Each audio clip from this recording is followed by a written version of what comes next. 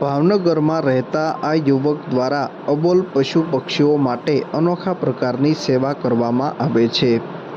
માનવ સાથે રહેતા અનેક જીવજંતુઓ, પશુઓ અને પક્ષીઓ પાસે ભાષા નથી।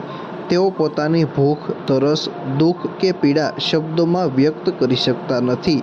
આવા અબોલ જીવજંતુઓની સેવા કરવી એ સાચા અર્થમાં માનવતાની સેવા છે। ગાયો, કૂતરા, બિલાડી, પક્ષીઓ તેમજ અનેક જંગલી પ્રાણી રસ્તાઓ પર અથવા ઇજાગ્રસ્ત હાલતમાં જોવા મળે છે।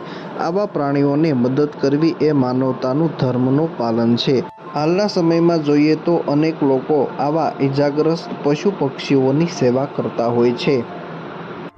સીતારામ, હું હાર્દિક બી ચૌહાણ ભાવનગરથી આ સેવાની શરૂઆત મેં 2017થી ચાલુ કરી હતી અને હું એક નેશનલ હાઈવે ઉપર જઈ રહ્યો હતો।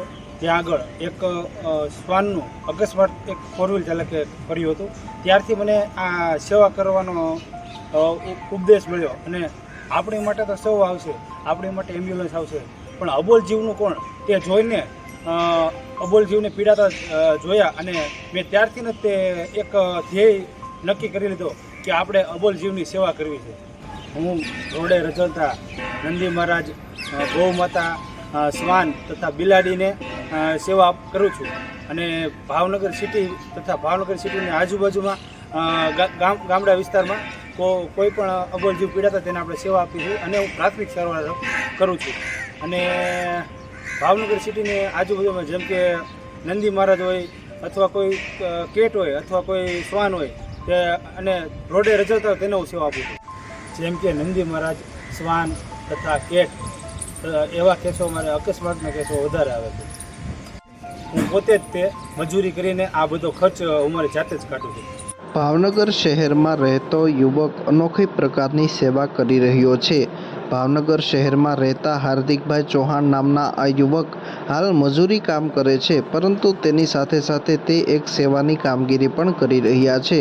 તેઓ દ્વારા 2017માં અબોલ પશુ પક્ષીઓ માટે અલગ અલગ પ્રકારની સેવા કરવાની શરૂઆત કરી હતી।